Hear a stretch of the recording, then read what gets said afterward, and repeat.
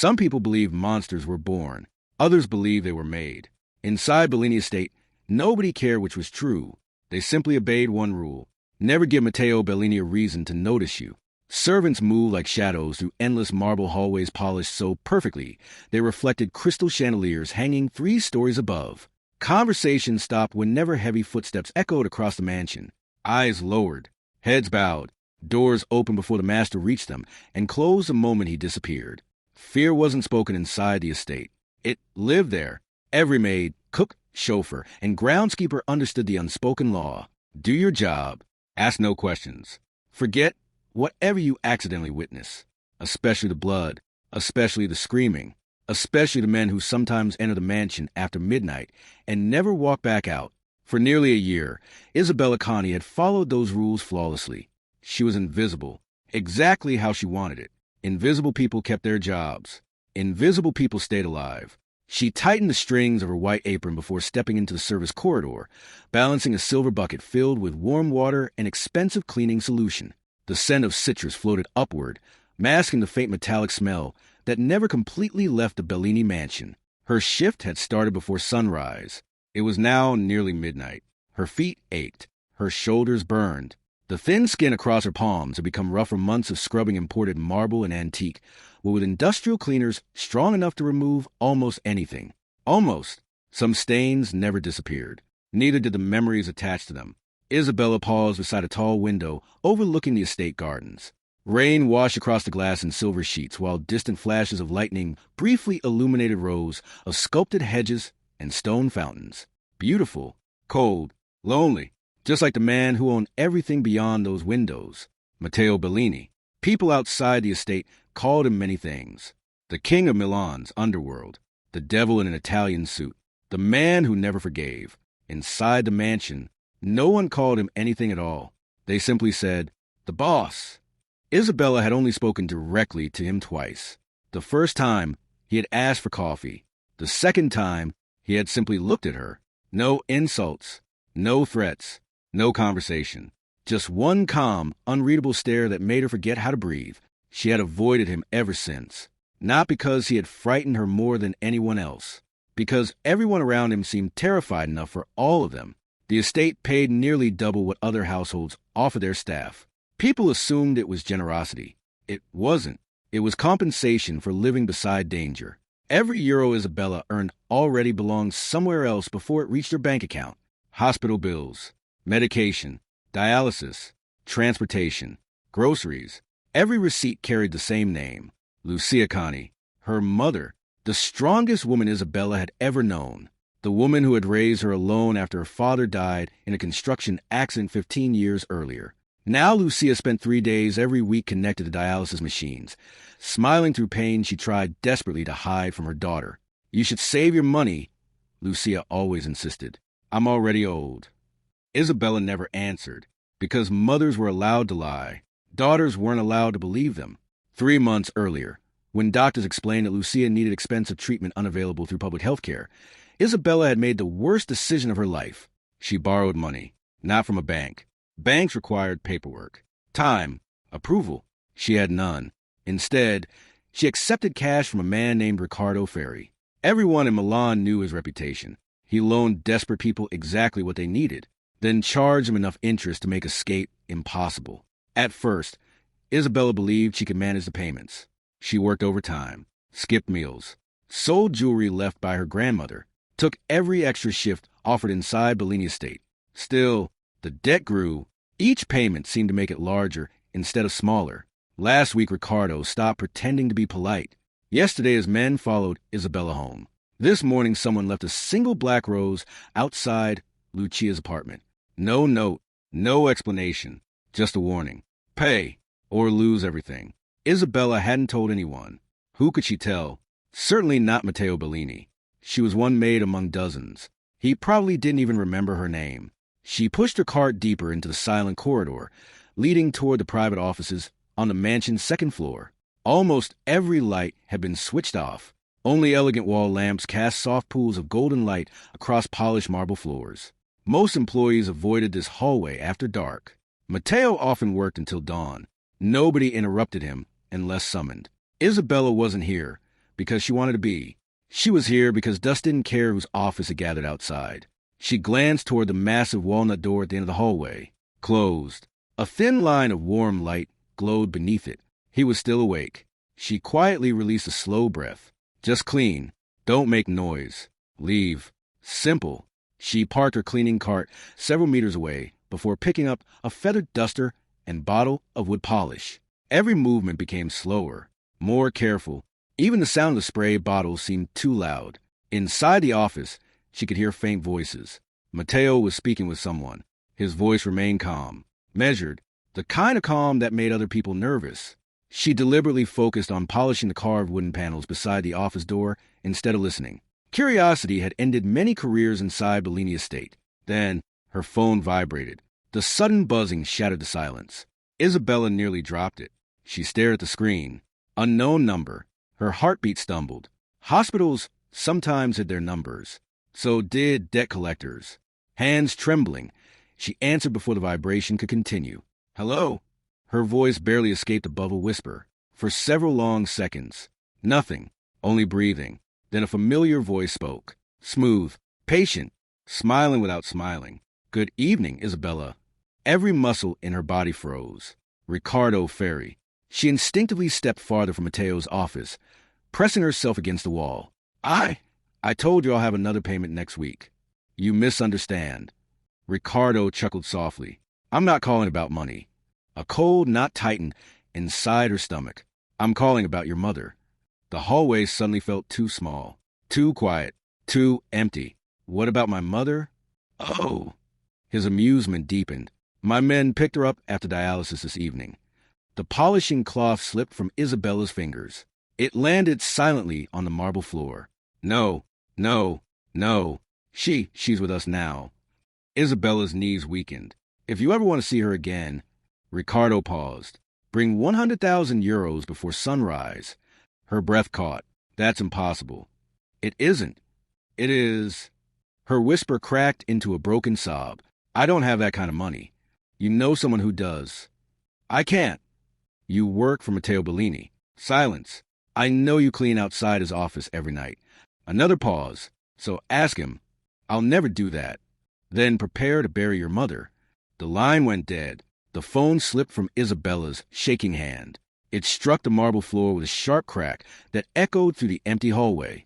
She stared at the dark screen. For a moment, she couldn't breathe, couldn't think, couldn't move. Then the first tear escaped, followed by another. She slowly slid down the wall, covering her mouth to muffle the sobs that refused to stop. She had failed. She couldn't save her mother. She couldn't save anyone. Behind the heavy walnut door, the conversation inside Matteo Bellini's office stopped. The sound of pages turning ceased. Footsteps approached. Then, the brass handle slowly turned. The rain intensified as Isabella Connie guided her cleaning cart through the second-floor corridor of Bellini Estate. Thick drops hammered against the towering windows, occasionally lit by streaks of lightning that cast ghostly reflections across the polished marble floor. At this hour, the mansion felt less like a home and more like a fortress waiting for a war no one dare mention. She kept her eyes lowered, moving with the practiced silence expected of every servant in the Bellini household. The corridor ahead ended at the only room every employee instinctively avoided, Matteo Bellini's private office. A thin ribbon of golden light escaped from beneath the heavy walnut door. He was still awake. Isabella's pulse quickened. She considered turning back and leaving the brass wall sconces for tomorrow morning, but she couldn't afford even the smallest complaint against her work. Every shift, every overtime bonus, every extra euro mattered. Her mother's next dialysis appointment was only 2 days away. Lucia had smiled that morning despite looking weaker than ever. I'm feeling better already, she'd insisted. It was a lie. Isabella had seen the trembling hands, the pale skin, the exhaustion Lucia tried so hard to hide. The doctors were running out of affordable options, and Isabella was running out of money. She parked the cleaning cart several feet from Matteo's office and reached for a polishing cloth. Working carefully, she sprayed the brass fixture beside the door and began rubbing away a thin layer of dust. Every movement was deliberate, quiet. Inside the office, muffled voices drifted through the thick wooden door. Matteo was speaking with someone over the phone. His voice remained calm, controlled. Even through the door, it carried an authority that made her nervous. She focused harder on her work. Listening to the boss's conversations was another rule servants never broke. The hallway fell silent again. Only the storm remained. Then her own phone vibrated sharply inside her apron pocket. The unexpected sound jolted her so badly, she nearly dropped a bottle of polish. She stared at the screen. Unknown number. Her heart skipped. Hospitals sometimes call from block numbers. Without thinking, she answered. Hello. Her voice barely rose above the rain outside. For a second, there was only breathing. Then came a familiar chuckle. Low, smooth, cruel. Good evening, Isabella. Every ounce of warmth drained from her body. Ricardo, I'm pleased you answered. I told your men I'll have another payment by Friday. You did. His tone remained disturbingly pleasant. But plans change. Isabella swallowed hard. I've already paid more than the original loan. And yet you still owe me. I've worked every extra shift I can. I know. He laughed softly. You become quite dedicated. Fear crawled through her chest. What do you want? A long silence answered her. When Ricardo finally spoke again, his voice had grown colder. I visited your mother tonight. The polishing cloth slipped from Isabella's hand. What? She finished dialysis about an hour ago. Her breathing became shallow. You. My associates offered her a ride. No. They're taking excellent care of her. No. Her whisper cracked into panic. Please don't touch her. That depends entirely on you. Isabella pressed one trembling hand against the wall to steady herself. What have you done? I've done what desperate businessmen do. Another pause. If you want to see Lucia alive again, bring 100,000 euros to the old shipping warehouse before sunrise. Her mind went blank. 100. She couldn't even finish the sentence. I don't have that kind of money. You work for the richest criminal in northern Italy. I can't ask him. You'd better find a way. He doesn't even know who I am. Ricardo sighed dramatically. Then, perhaps you'll have to introduce yourself. Tears welled in Isabella's eyes. Please, she's innocent. So are many people. His voice hardened. At sunrise, my patience ends. I need more time. You've had months. I'll pay everything. You can't. I swear I will. I know you won't. Silence stretched between them before he delivered the final blow. If you fail, your mother disappears forever. The call ended. The screen went black. For several seconds, Isabella simply stared at her reflection in the cracked glass. Then the phone slipped from her fingers. It struck the marble floor with a sharp snap that echoed through the empty corridor. Her knees buckled. She slid slowly down the wall until she sat on the cold floor, both hands covering her mouth as broken sobs escaped despite every effort to silence them. She had failed. She couldn't save her mother. She couldn't save anyone. Hot tears streamed down her cheeks, falling onto the spotless marble she had spent hours polishing. Behind the office door, the quiet sound of papers being turned stopped. The room fell completely still. Matteo Bellini had heard the phone hit the floor. He had heard the desperate sob that followed. And then he heard every word Isabella whispered through her tears. Please, don't take my mother from me. The whispered plea had barely left Isabella's lips when a heavy walnut door behind her opened with quiet precision. She didn't notice. Her face remained buried in trembling hands as tears slipped through her fingers and splashed onto the marble floor. I'll do anything, she whispered brokenly. Please don't hurt my mother. Leather shoes stopped only a few feet away. The corridor fell unnaturally silent. Every servant in Bellini estate knew that silence. It belonged to only one man. Isabella slowly lowered her hands. Her blood ran cold. Matteo Bellini stood over her. His black dress shirt was rolled to his forearms, revealing intricate tattoos disappearing beneath the sleeves. His expression betrayed nothing. Yet the stillness surrounding him felt heavier than rage. She scrambled to her feet. So quickly she nearly slipped. I am sorry, sir.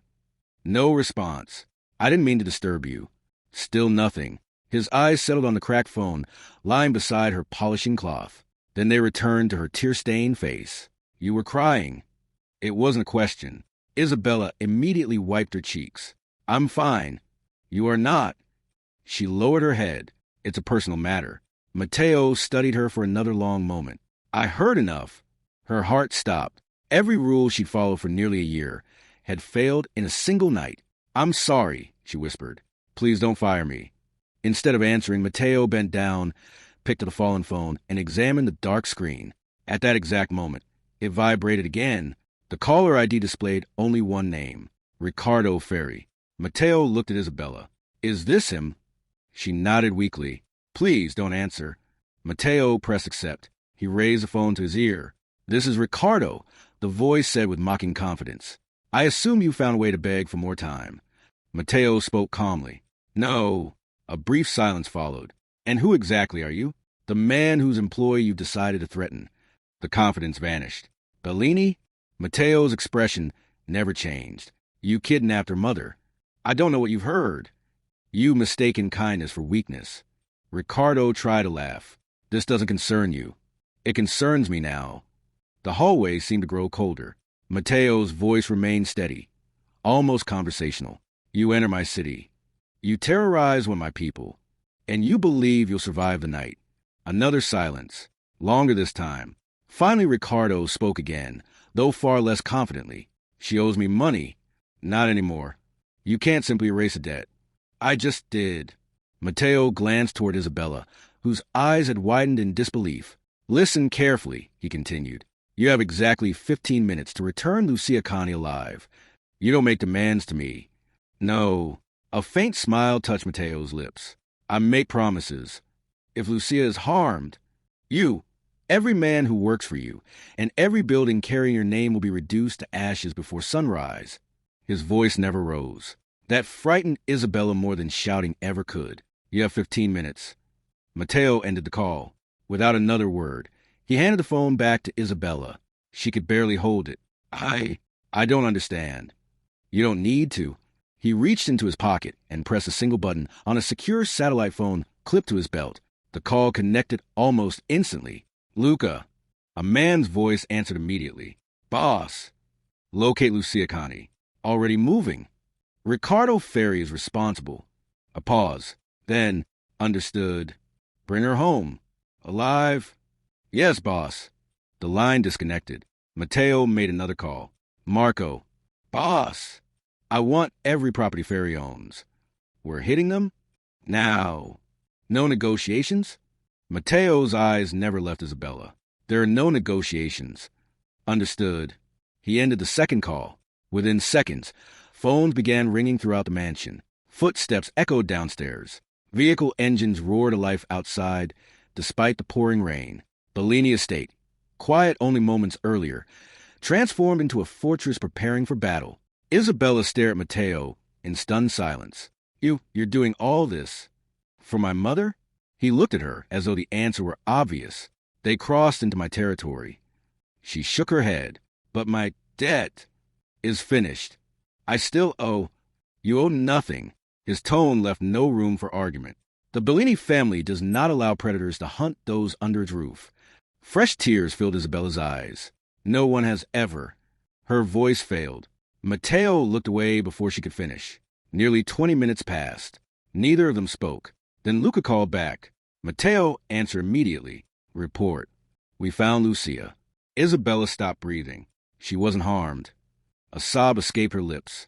She's frightened, but she's safe. Our medic is checking her now. And Ferry, another pause. We found him trying to leave the city.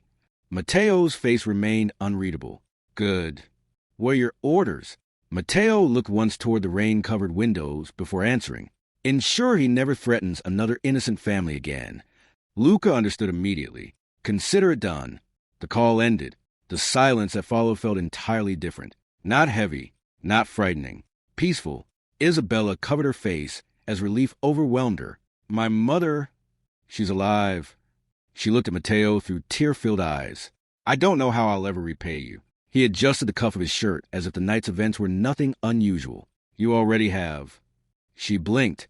By reminding me, for the first time, something almost human flickered behind the feared Mafia Boss's cold eyes. That some people are still worth protecting. Then he turned, walked back into his office, and quietly closed the door behind him, leaving Isabella standing alone in the hallway, realizing that the most feared man in Italy had just gone to war because one maid had cried outside his office. The following morning, Bellini Estate woke to an unusual silence. Not the tense, watchful silence that usually settled over the mansion after one of Matteo Bellini's late-night meetings, but something calmer. The guard still stood at every entrance. their dark suits immaculate despite the rain that had continued through dawn. Staff moved through the halls as quietly as ever, yet whispers traveled behind closed pantry doors and inside the laundry room. Ricardo Ferry's organization had vanished overnight. No one dared ask how. No one needed to. Isabella hadn't slept. Every time she closed her eyes, she saw Mateo standing over her in the hallway, his voice impossibly calm as he promised a man she barely had the courage to speak to that he wouldn't survive the night if Lucia was returned. It didn't seem real. Her phone buzzed softly on the bedside table in the servants' quarters. Unknown number. Her heart skipped before she answered. "Miss Connie?" a gentle female voice asked. "Yes. This is Dr. Elena Rossi from St. Gabriel Medical Center. I wanted to let you know your mother is awake." Isabella was already reaching for her coat. Can I see her?" "Of course.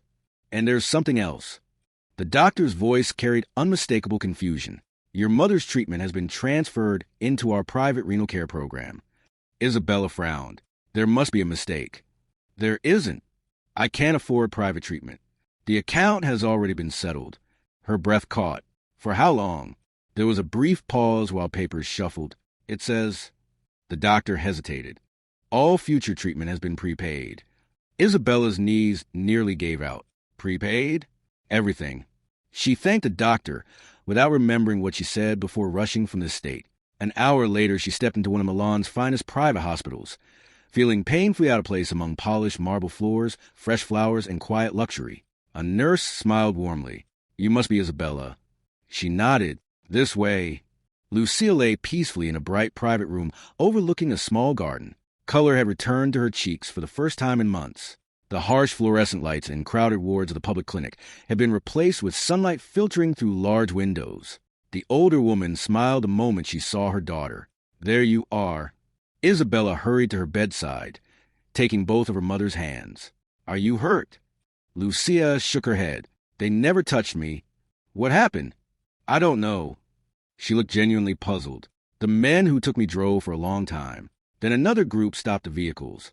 Her brow furrowed as she searched for memory. "After that, everyone became very polite."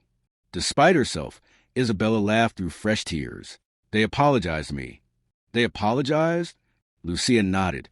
"One young man even helped me into another car and called me Signora Connie." She squeezed Isabella's hand. "What kind of people do you work for?" It was a question Isabella couldn't answer. Later that afternoon, Dr. Rossi entered carrying a folder. "I've reviewed your mother's results." Isabella stood immediately. "How is she?" "Stable." The doctor smiled. "And with this treatment plan, we're optimistic." She opened the folder. "The medication has been upgraded. Her dialysis schedule has changed, and she's been placed on a transplant priority list through a private foundation." Isabella stared blankly. "A foundation? Everything has been arranged." "Who arranged it?" "I'm afraid patient sponsors prefer to remain anonymous." Anonymous? She already knew. There was only one man in Milan capable of making impossible problems disappear before sunrise. When Isabella returned to Bellini Estate that evening, the mansion looked exactly as it always had. Elegant, silent, untouchable, as though nothing extraordinary had happened. She pushed her cleaning cart through the first-floor corridor, but her concentration was gone. Every polished mirror reminded her of the hospital. Every spotless floor reminded her that someone had paid for her mother's future without asking for gratitude. She couldn't understand it. Why would a man feared by an entire city spend a fortune on a servant he barely knew? As she rounded a corner, she almost collided with Luca, Matteo's longtime head of security. He stepped aside. "Miss Connie, I'm sorry." He glanced toward the staircase. "The boss wants to know if your mother is comfortable." Isabella blinked. "He asked." Luca gave a single nod. The doctor sent the report. Her confusion deepened. "Please tell him." She swallowed hard. "Please tell him she's doing much better." "I already have." He continued down the hallway without another word. Isabella stood frozen. Matteo had been checking on Lucia. Not once. Repeatedly. Late that night, she carried fresh coffee toward the second-floor office, her hands noticeably steadier than they had been the previous evening. The walnut door stood slightly open. She hesitated before knocking softly. "Come in." Matteo sat behind his massive desk, reading through several documents. Without looking up, he gestured toward a small table beside him. "The coffee." She placed the tray down carefully. "Sir." He finally lifted his eyes. "I visited my mother today." "I know." His answer was simple. "Thank you isn't enough." "No." She looked down. "It isn't." An uncomfortable silence settled between them. Finally, Mateo closed the file in front of him. "How is Lucia?" The fact that he remembered her mother's name tightened something in Isabella's chest.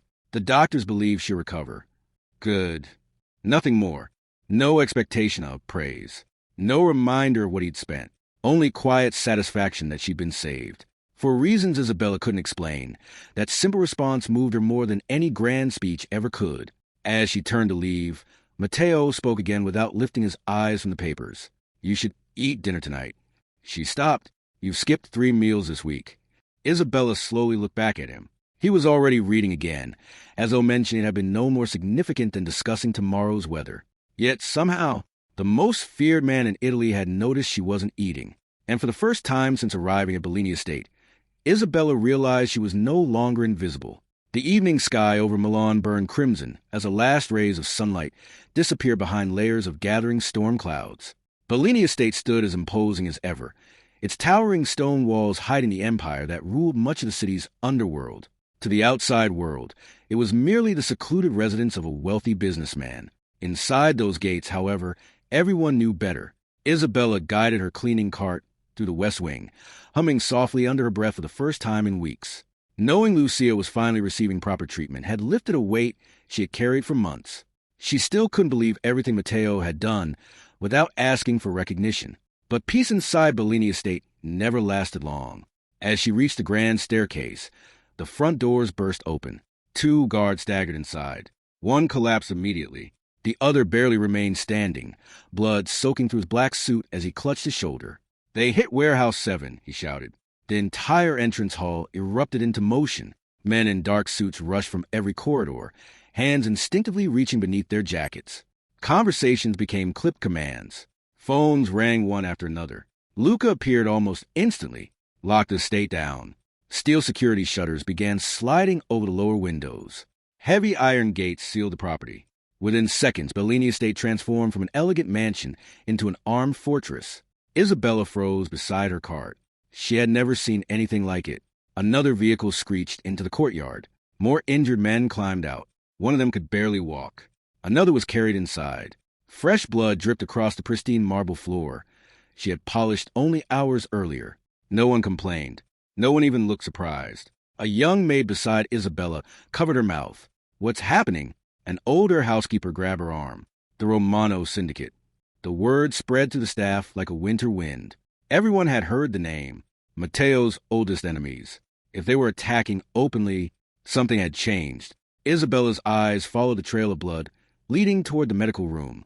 Only days earlier, she had believed organized crime existed somewhere beyond the estate walls.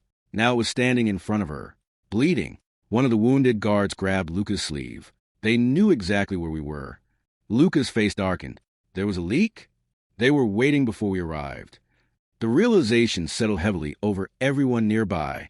Someone inside the Bellini organization had betrayed them. Luca immediately looked toward 2 security officers. "Seal every entrance. No one leaves. No one enters." Matteo appeared at the top of the staircase. The entire mansion seemed to stop moving. He descended slowly, his expression colder than Isabella had ever seen. Luca met him halfway. "Warehouse 7? Matteo nodded once. "Betrayal. We're confirming it." "Don't." Luca frowned. "Boss." "I already know." His voice remained calm. "Find the traitor." "Alive." Luca gave a sharp nod before disappearing with 6 armed men. Matteo continued walking toward the injured guards. He knelt beside the youngest one. "How many?" "4 dead." The guards struggled to breathe. 7 wounded. Matteo closed his eyes briefly. When he opened them again, every trace of emotion had disappeared. "We bury our own."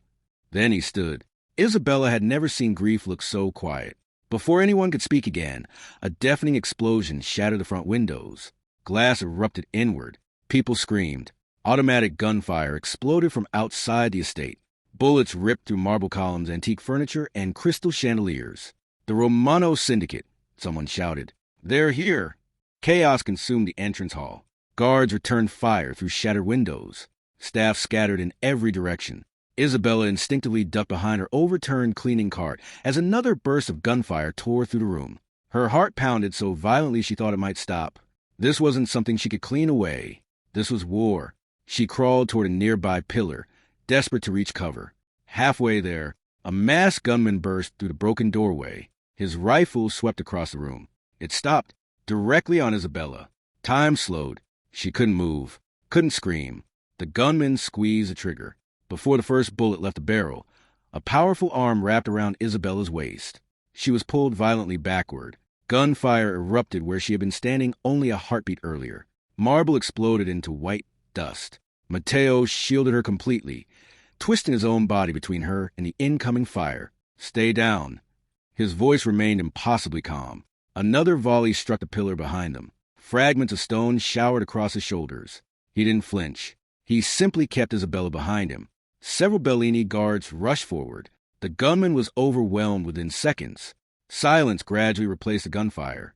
Smoke drifted through the shattered entrance hall. Emergency lights cast everything in crimson. Mateo finally released Isabella. "Are you hurt?" She stared at him, unable to answer. He looked over her quickly, checking for injuries before turning toward Luca, who had just returned. "Report. The attackers are dead." "The traitor?" Luca's jaw tightened. "We found him." He glanced toward one of the estate's senior security captains lying face down near the doorway. He opened the gates. Mateo looked at the body for several long seconds. So it was him. Luca nodded. "He sold us to the Romano Syndicate." A heavy silence settled over the ruined hall. Mateo's gaze shifted back to Isabella. She stood trembling among broken glass and overturned furniture, staring at the blood staining the marble beneath her feet. Only now did she fully understand the truth.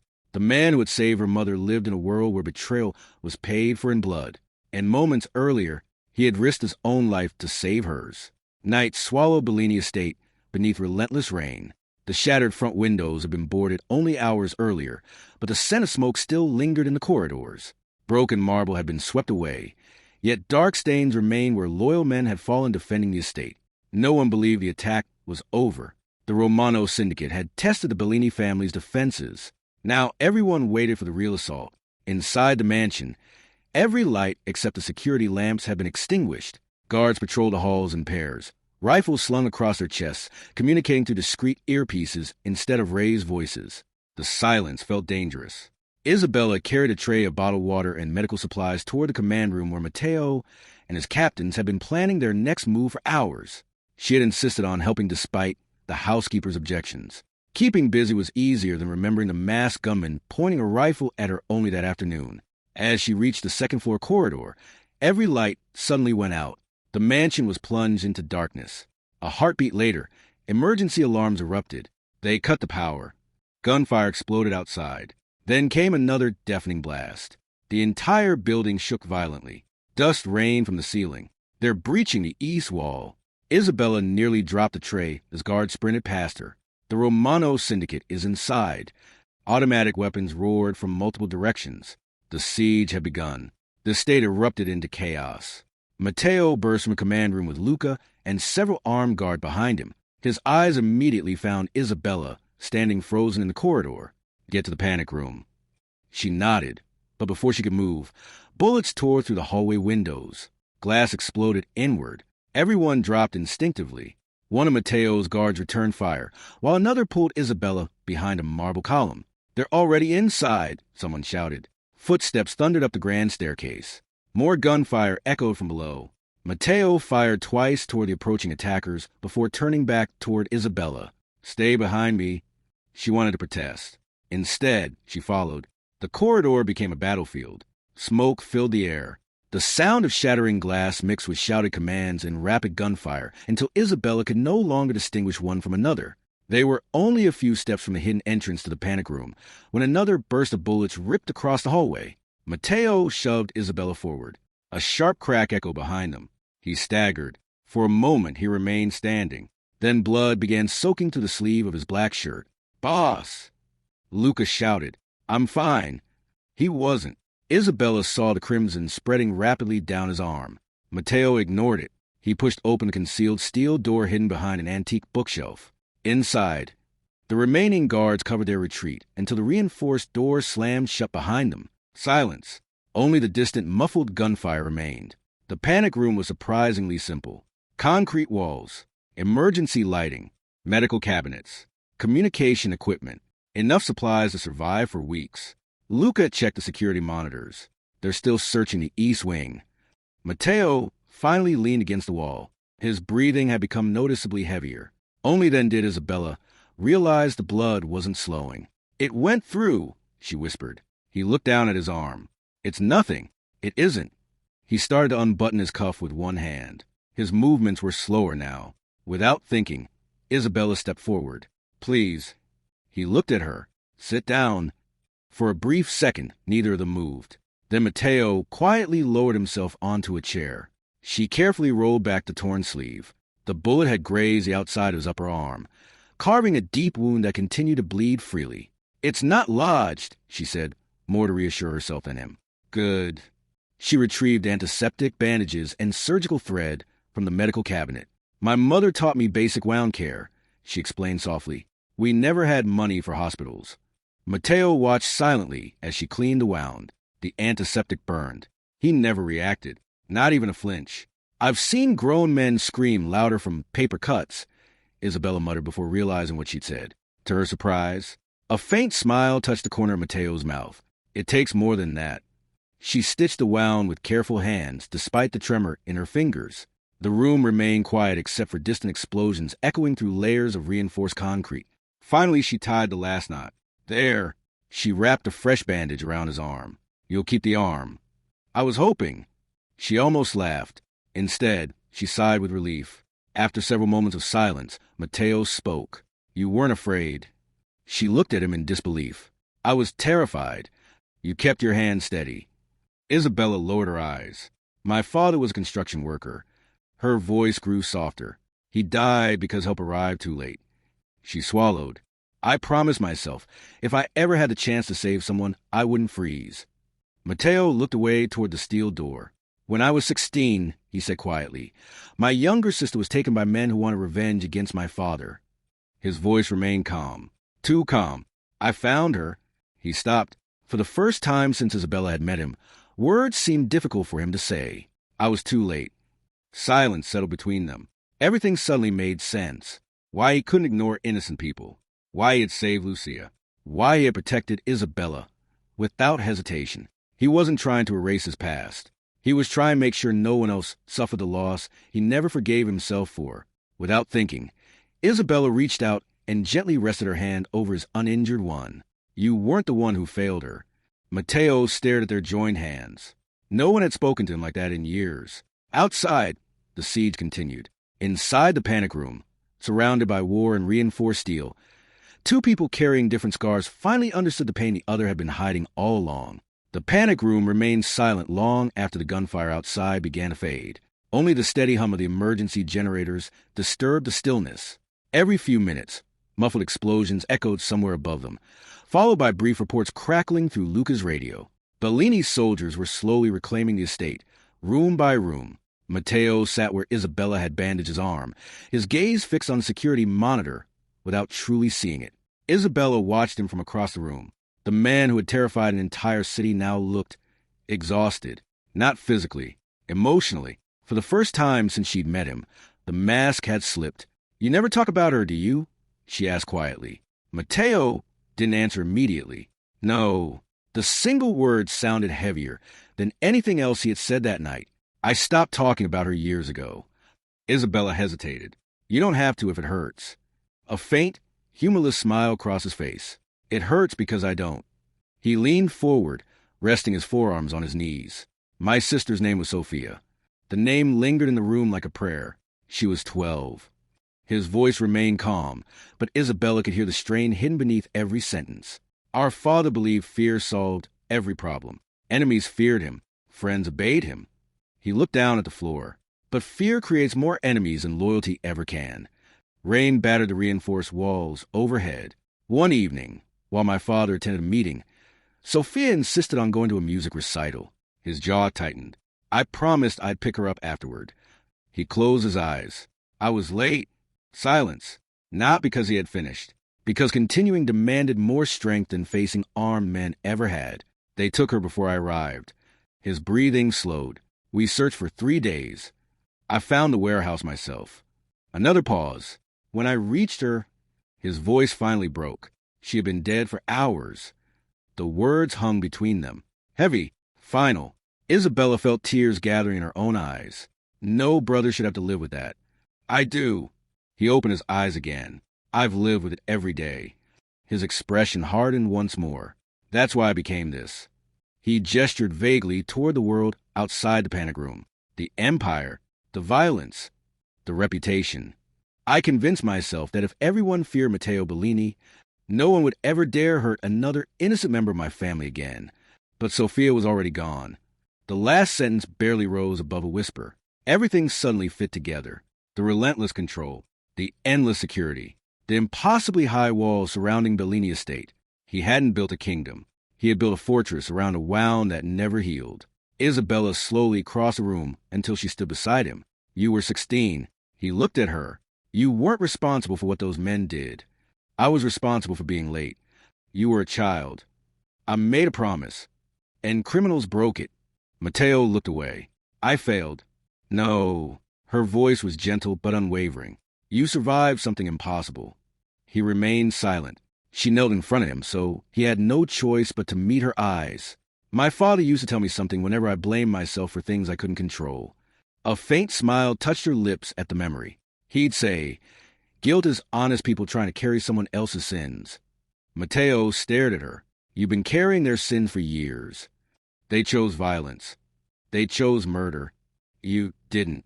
For a long moment, neither of them spoke. Then, almost unconsciously, Matteo reached up and covered her hand with his own. It was the first time he had initiated any form of contact. His callous fingers were warm despite the cold room. I don't remember the last time someone disagreed with me. I imagine most people are afraid to. They are. I'm not. You should be. She smiled softly. I probably should. His lips curved into the smallest smile she'd ever seen. It disappeared almost as quickly as it came, but it had been real. A sharp knock interrupted the moment. 3 precise taps against the reinforced steel door. Luca's voice followed. Boss! Matteo stood immediately, his expression returning to its familiar calm. The estate is secure. The remaining Romano men have retreated. What about casualties? We've accounted for everyone. Luca hesitated. There's something else. Matteo opened the door. Luca stepped inside and lowered his voice. Our surveillance confirms the Romano syndicate changed their original plan. Matteo frowned. They weren't attacking the estate. They came for Miss Connie. The room fell silent. Luca handed Matteo a recovered document. They intercepted communications between the attackers. Matteo scanned the page. Take the maid alive, he read quietly. She's Bellini's weakness. His eyes stopped moving. For the first time in years, the truth became impossible to deny. The Romano syndicate hadn't targeted his business. They hadn't targeted his money. They hadn't even targeted him. They had targeted Isabella. Because somewhere along the way, without noticing it himself, the invisible maid had become the only person capable of reaching the heart behind the monster. And in Matteo Bellini's world, the people you loved were always the first ones your enemies tried to take away. The first rays of dawn had barely broken through the storm clouds when Matteo Bellini stood before the floor-to-ceiling windows of his office, overlooking the scarred grounds of Bellini estate. Burned vehicles still smoldered near the eastern gate. Broken stone lined the courtyard. The Romano syndicate had retreated during the night, but Matteo knew better than to mistake silence for surrender. Luca entered without knocking. They regrouped. Matteo didn't turn around. Where? The old Romano shipping district. Luca placed several photographs across the desk. Our scouts confirmed what we feared. Matteo picked up the first image. Lucia Connie, blindfolded, bound to a chair. His jaw tightened. They took her from the hospital less than an hour ago. Isabella, who had been standing quietly near the fireplace, felt every ounce of strength leave her body. No. They promised they wouldn't hurt her, she whispered. Luca looked down. They lied. Matteo calmly set the photograph back onto the desk. What do they want? Luca handed him a folded note recovered from the hospital. Only one sentence was written inside. Bring yourself or bury them both. Silence filled the room. They're not bargaining, Luca said quietly. They're baiting you. Matteo nodded once. They've realized killing me is difficult. His eyes shifted toward Isabella. So they'll try to break me instead. She shook her head violently. You can't go. I have to. They'll kill you. Perhaps. No. Fresh tears filled her eyes. There has to be another way. Mateo walked toward her, stopping only inches away. They chose your mother because they believe she's the only leverage they have left. He gently lifted her chin. This ends today. Within 30 minutes, every available Bellini soldier had mobilized. Dozens of armored vehicles rolled through Milan before sunrise. Weapons were distributed. Escape routes were mapped. No one spoke about survival, only victory. The abandoned shipping district looked like a forgotten graveyard of rusted cranes and collapsing warehouses. Perfect ground for an ambush. Mateo expected nothing less. As his convoy approached, the first explosion ripped apart the lead vehicle. Gunfire erupted from rooftops. The final battle had begun. Bullets tore through shipping containers, while Bellini's soldiers returned fire from behind concrete barriers. Smoke swallowed entire streets. Explosions echoed across the harbor. Mateo advanced through the chaos with relentless determination. Every step carried him closer to Lucia, closer to ending the war. Inside the largest warehouse, Romano's remaining men made their final stand. Their leader, Vittorio Romano, waited beside Lucia, a pistol pressed against her head. You should have stayed in your mansion, Vittorio called. Mateo lowered his weapon slightly. Release her. You've destroyed everything I built. You started this. Vittorio laughed bitterly. No. He glanced toward Isabella, who had remained under heavy guard outside the warehouse entrance despite every protest. You did. You forgot the oldest rule in our world. He smiled. Never love anyone. Without warning, Vittorio fired. The shot wasn't aimed at Mateo. It struck one of the overhead support cables. Steel beams crashed downward. The distraction lasted only seconds, long enough for Bellini's snipers to eliminate the remaining gunmen. Vittorio reached for Lucia. Mateo moved first. A single shot echoed through the warehouse. Vittorio staggered backward before collapsing onto the concrete. Silence followed. The war was over. Mateo immediately crossed the warehouse and untied Lucia's restraints himself. You're safe now. Lucia looked at him with tired eyes. You came. I gave my word. Outside, Bellini's soldiers secured the area while emergency crews arrived. Hours later, back at Bellini Estate, doctors confirmed Lucia had suffered nothing more than exhaustion and dehydration. For the second time, Mateo had brought her home alive. That evening, the mansion felt strangely peaceful. The war had ended. The Romano syndicate no longer existed. Mateo stood in his office, holding a small leather folder. When Isabella entered, he closed the door behind her. I have something for you. He placed the folder in her hands. Inside was a passport bearing her photograph, a new name, bank documents totaling more money than she could earn in several lifetimes, property deeds for a villa on the southern coast. What is this? She whispered. A future. She looked at him, confused. No one knows that identity. He spoke quietly. No enemies. No debt. No danger. Your mother will receive the best care available. You can leave Italy tonight. She slowly realized what he was doing. What about you? His expression remained composed. My life belongs here. I won't let yours be destroyed by it. He had already arranged everything. Transportation, security, freedom. It was the greatest gift he knew how to give. She stared at the passport for a long moment, then looked back at Mateo. You really think this is what I want? You deserve peace. And you don't. He didn't answer. Instead, he simply looked away. Isabella's eyes filled with tears. Slowly, she removed the passport from the folder. Mateo watched in silence. Then, without hesitation, she tore it in half. The sound of ripping paper echoed through the office. Once, twice, again. The pieces drifted onto Mateo's desk like falling snow. He stared at them in disbelief. I don't want another name, Isabella said, her voice trembling but certain. I don't want another country. I don't want a life built on running away. She stepped closer until only inches separated them. When everyone else saw a monster, I saw the man who saved my mother, the man who saved me. You gave me a future. She gently took his hands. So now, I'm choosing yours. For the first time in longer than Matteo Bellini could remember, words failed him. His carefully guarded composure cracked. Not because of another war, not because of bloodshed, but because someone had willingly stayed. He slowly pulled Isabella into his arms. She rested her head against his chest, listening to the steady heartbeat of the man the entire underworld feared. Outside, Bellini Estate stood battered but unbroken beneath the setting sun. Inside, amidst the ruins left by war, two wounded souls discovered that the greatest act of courage was not surviving the darkness. It was choosing not to face alone. Morning arrived quietly over Bellini Estate. For the first time in years, there were no emergency calls before sunrise. No hurried footsteps echoed through the marble corridors. No whisper reports of rival families, missing shipments, or blood spilled during the night. The silence felt unfamiliar. Peace had finally found a place inside the estate. Workers repaired shattered windows, while gardeners replaced flower beds destroyed during the siege.